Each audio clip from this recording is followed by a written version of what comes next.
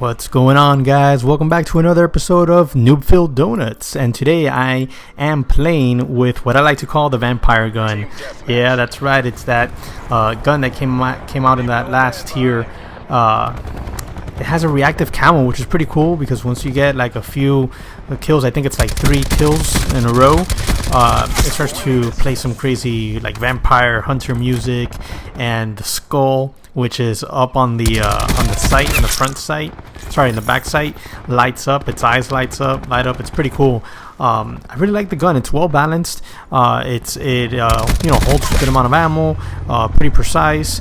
I wish it'd kill maybe just a tad faster, a tad quicker.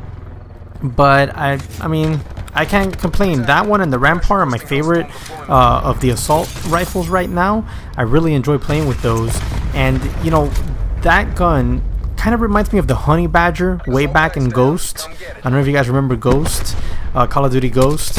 It reminds me of the Honey Badger back then, and I really enjoyed playing with the Honey Badger back then. And oh, look, there it is. You saw the skull? That was funny. And the little music. I really enjoyed playing with the Honey Badger back then, and it reminds me of, you know, Call of Duty Ghost, and it makes me think towards the future, like, what is Call of Duty going to be like? Okay, we've already gotten away from Advanced Warfare, flying around like a bunch of fairies all over the place, and we went on to, you know, getting away from the boost slides, the big boost slides and big boost jumps from the previous 2 CODs, and we're kind of like gravitating towards boots on the ground, Ghost type Call of Duty. And I really, you know, a lot of people knock Ghost down, but I really like Ghost. I had a lot of fun in Ghost. I really like firing range and using this rifle because I feel like I'm playing Ghost.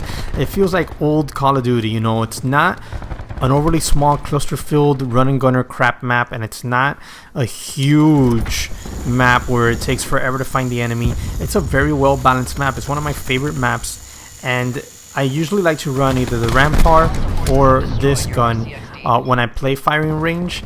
And I mean, I just kind of like it, you know. There's not a whole lot of bunch of different levels and flanks. There's like a handful, and if you use them properly, you can do very well in the game. This game, I'm not overly aggressive just because it was like one of my first games with this gun, and I really wanted to, you know, get used to the gun and see what it can do and what it couldn't do, what ranges it was effective at and what ranges it wasn't effective at. I went 13-1. I, you know, pretty much patrolled a certain area of the map, as you see throughout the gameplay. Look how cool the skull with the eyes lit up because I'm on that streak. It's just a fun little gun.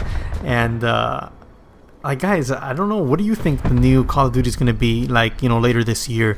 Do you think we're going to go back, God forbid, to those, you know, Advanced Warfare days, flying around all over the place, or do you think we're going to stay boots on the ground? I think the majority of the community wants to stay boots on the ground, and maybe even decrease some of these specialists. Like, specialists are a little bit OP'd in this game, right? In the sense that you have like things like Zero, specialists like Zero that have like, you know, I think Zero gets like 10 EMPs, 15 EMP grenades throughout the game. That's insanity. Like, I like the specialists from Black Ops 3. Those specialists were perfect. They were well balanced. They were a ton of fun.